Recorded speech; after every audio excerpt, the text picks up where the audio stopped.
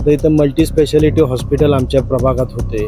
1500 रुपये महिना जे देते, त्यामुळे महिलांचे एक नाल्याचा निम्मा प्रश्न आता या ठिकाणी सुटलेला आहे आणि निम्मा अजून शिल्लक आहे.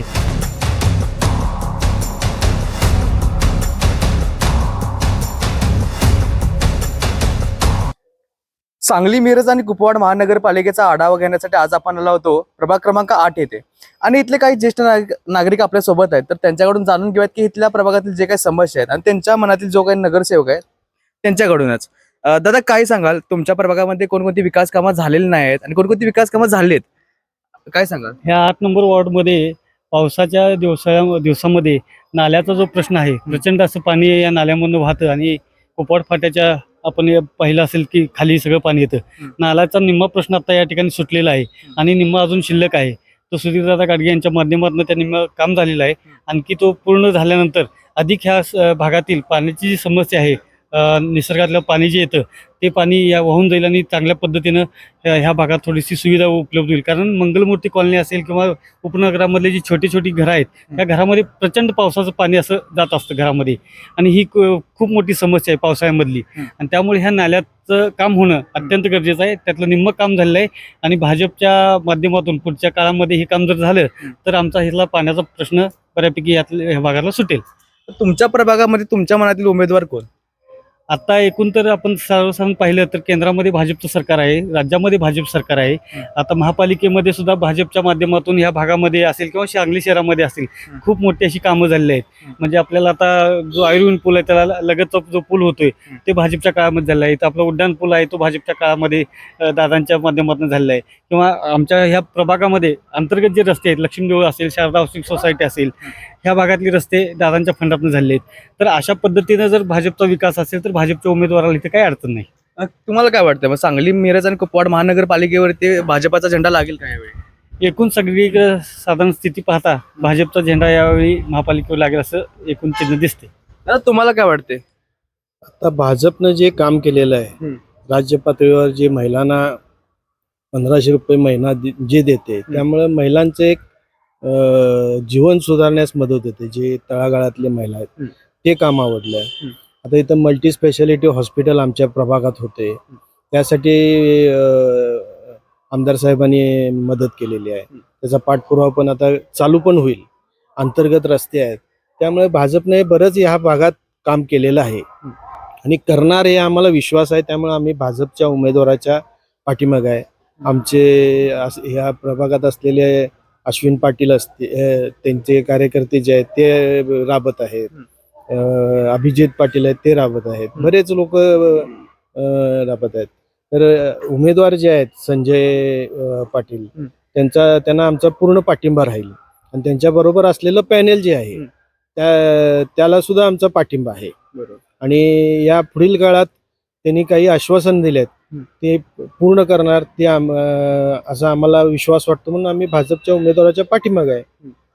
तुम्हाला आणखी एक प्रश्न विचारतोय की सांगली जो जिल्हा आहे पूर्ण, तो काँग्रेसचा बालेकिल्ला मानला जायचा पूर्वी, पण आता भाजपकडे लोकांचे जे दिशा आहे ते खूप प्रमाणे वाढलेले आहे. याचं कारण काय बरं? कारण भाजपने जे देश पातळीवर काम केलेलं आहे किंवा राज्य पातळीवर काम केलेलं आहे त्याचं हे फळ आहे. बाकी काही नाही की किंवा लोक आकर्षित व्हायला लागले आणि तळागाळापर्यंत भाजप रुजलेला आहे. सर्व जाती धर्माला बरोबर घेऊन जात आहे. त्यामुळे लोकांना तो आवडतोय आता पक्ष. जसं आमदारकीला सांगलीकरांनी भाजपला, महायुतीला असू दे पाठबळ दिलं, तसंच यावेळी पण देतील काय? 100% पाठबळ देणार. दादा, तुम्हाला काय वाटतं, एकंदरीत सांगलीचा विकास झालाय का? सांगलीचा विकास भाजपच्या माध्यमातून झालेला आहे आणि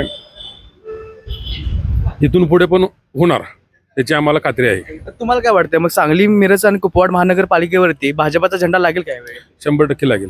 का बरं, भाजपच का? विकासाच्या मुद्द्यावरती भाजपला मतदान होणार. तर मी इथे वारंवार ग्राउंड रिपोर्ट घेतोय, तर अलीकडे सगळी लोक जे आहेत ते भाजपाकडे जास्त वळत आहेत. याचं कारण काय बरं? तर त्यांनी जे आता मी म्हटल्याप्रमाणे ज्या योजना राबवलेल्या आहेत, महिलांसाठी असतील किंवा युवकांसाठी असतील, आरोग्यविषयक असतील, ज्या भाजप योजना राबवत आहे राज्यात म्हणा किंवा देशात, त्यामुळं हा सगळा वर्ग, सर्व जाती धर्माचे लोक हे भाजपकडे आकर्षित होत आहेत. तर तुम्ही आता म्हटलं लाडकी बहिणीचा काय फायदा होतो सर्वसामान्यांना? लाडकी बहीण योजनेची जी रक्कम येते ते महिलांना आधार आहे त्या रकमेचा. लहान अकाउंटमध्ये पैसे येतात. डायरेक्ट अकाउंटमध्ये पैसे जमा होतात, तो एक फायदा आहे. दुसरं आमच्या प्रभागातलं बोललं तर रस्त्याचं जे रस्ता झालाय त्याबद्दल तक्रार भरपूर आहेत. तो रस्ता आमच्या इथले जे उमेदवार आहेत, जे उमेदवार त्या रस्त्या विरोधात आंदोलन केले, ज्या स्थानिक आता नगरसेवक आहेत त्यांच्या विरोधात ज्यांनी आंदोलन केलं, आता त्यांच्याच बरोबर ते उभा राहिले आमच्या प्रभागात. त्यामुळे भाजपला आम्ही त्यामुळे बऱ्यापैकी लोक थोडं नाराजी आहे, त्यांच्या विरोधात पण नाराजी आहे आणि रस्त्याचं काम एकदम निकृष्ट झालेलं आहे. ती नाराजी त्यांना पाठिंबा दिला. आणि तुम्ही भाजपचं जे मगाशी म्हटलं की दुसरं जमेची बाजू काय आहे, तर भाजप हा एक सर्वसाधारण तुम्ही ओव्हरऑल बघितलं तर सर्व जाती धर्मातल्या लोकांना बरोबर घेऊन हा पक्ष या ठिकाणी वाटचाल करताना दिसतोय. कारण बाकीच्या पक्षामध्ये घराणेशाही जी आहे की माझ्यानंतर माझा मुलगा, माझा भाऊ, माझा काका किंवा घरातलं, तर तसं ह्या भाजपमध्ये सुद्धा फार काही तसं या ठिकाणी चिन्ह दिसत नाहीत. तर सर्वसामान्य कुटुंबातल्या लोकांना या भाजपने तिकीट दिलेली आहेत. अगदी म्हणजे शेतकरी असेल, एखादी गृहिणी असेल, अशा सर्व स्तरातल्या लोकांना, वेगवेगळ्या घटकातल्या लोकांना भाजपनं सामावून घेतलेले आहे. वेगवेगळ्या कम्युनिटीमधले सर्व तरुण उमेदवार भाजपने यावेळी दिलेले आहेत. साधारणपणे आपल्याला असंही लक्षात येईल की भाजपचे जे पारंपरिक उमेदवार आहेत त्यांना सुद्धा कदाचित भाजपने यावेळी थांबवलेलं आहे आणि नवीन चेहरे दिले आहेत की जे होतकरू तरुण आहेत, ज्यांना काही करायचं राजकारणामध्ये, त्यांना पुढे आणण्यासाठी भाजपनं नक्कीच प्रयत्न केले आहेत यावेळी.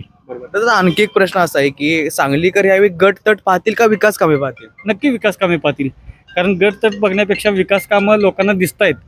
आणि एक भाजपनं आता सातत्यानं प्रत्येक इलेक्शनच्या वेळी व्हिजन जे दाखवलेलं आहे त्याची पूर्णत्वाकडे वाटचाल सातत्यानं दिसते. त्यामुळे कदाचित भाजपकडं ह्या अनुषंगानंच लोकांचा कल राहील की येणाऱ्या काळामध्ये विकास ह्या गोष्टीवरच लोक मतदान करतील. आणि भाजपनं सांगितलेला जो दृष्टिकोन आहे किंवा जी दृष्टी दाखवलेली आहे ती कामं हळूहळू टप्प्याटप्प्याने पूर्ण होताना दिसत आहेत लोकांना. दादा काय सांगा? आधीचा जो काळ म्हणजे मागचा टर्म जी होती त्यावेळी ज्या रस्त्याची गरज नव्हती त्या रस्ता झालेला आहे, त्यावर भरपूर खर्च झालेला आहे. आणि जो रस्ता पाहिजे होता पोद्दार स्कूल पासून असा आडवा ह्या तीर्थंकर कॉलनीपर्यंत येणारा, तर तो न होता ज्या रस्त्याची गरज नाही तो मोठा करून कुणासाठी झाला हा कळाला नाही एवढा मोठा. आणि पुढे जाऊन तो स्टॉप झालाय की वारणालीला, त्याचा पुढे युजच नाही या रस्त्याचा. त्या अशी कामं न होता आम्हाला जी योग्य रस्ते पाहिजेत त्यासाठी आम्ही हे आता भाजपच्या जाहीरनाम्यात आमच्या वॉर्डाच्या ते त्यांनी डिक्लेअर केले की आम्ही हा रस्ता करू किंवा पोद्दार स्कूल पासून येणार रस्ता आहे तो करणार, असं त्यांनी डिक्लेअर केले. त्यासाठी पण आम्ही पाठीमागे आहोत भाजपच्या उमेदवारांच्या. दादा तुम्हाला काय वाटतं यावेळी सांगलीकर काय कोणाला निवडतील? नक्कीच ते पाहतील की कामे काय काय झालेली आहेत. आता जर तुम्ही समोरचा रस्ता बघितला, समोरचा रस्ता केला, याचं उद्घाटन मोठ्या थाटामाटात केलं, परंतु या रस्त्याचं एवढं काम निकृष्ट दर्जाचं झालेलं आहे. एक पावसाळा झाला तर आपल्याला प्रचिती येईल की या रस्त्याचं काम काय झालेलं आहे. नगरसेवकांनी सांगितलं की मी रस्त्याला मंजुरी आणली, मी हे केलं वगैरे वगैरे, तर अजिबात चांगल्या प्रकारे काम झालेलं नाही आहे. आणि पुन्हा काही नाल्यांची जी कामं आहेत ती पूर्ण अर्धवट राहिलेली आहेत. जर तुम्ही नवीन आपलं एक हॉस्पिटल बनत आहे विद्यानगर गल्ली क्रमांक 5 मध्ये, त्यासमोर एक नाला आलेला आहे, त्याचं काम अर्धवट ठेवून गेले 10 वर्ष झाले त्या नाल्याचं काम अर्धवट ठेवल्याने पाणी इतरत्र पसरत आहे. त्यामुळे रोगराई, डासांचा प्रभाव हा वाढत आहे. सो हाही एक मुद्दा आहे. तसंच बरीचशी कामं अपूर्ण राहिलेली आहेत. बऱ्याच ठिकाणी ड्रेनेज खणलेलं आहे परंतु तिथं रस्ता झालेला नाही आहे, ड्रेनेजच्या लाईन जोडल्या गेलेल्या नाही आहेत, अशुद्ध पाण्याचा पुरवठा होत आहे. आता तुम्ही एक रिसेंट इन्सिडेंट बघितला की इंदोरमध्ये जे झालं त्याची पुनरावृत्ती इथे होऊ नये, ही जर आपल्याला ही जर आपली धारणा असेल तर आपल्याला नक्कीच आपल्याला चांगल्या पक्षाला निवडून आणणे गरजेचं आहे. आणि नक्कीच सांगलीकर याचा हे करतील. विरोधकांकडून विकास कामांवरती निवडणूक न लढवता जनतेची दिशाभूल केली जाते काय? नक्कीच केली जाते की सांगितले जाते की मी हा निधी आणला, तो निधी आणला, परंतु तुम्ही जर पाहाल तर केंद्रात मोदी साहेबांचं सरकार आहे, राज्यात फडणवीस साहेबांचं सरकार आहे.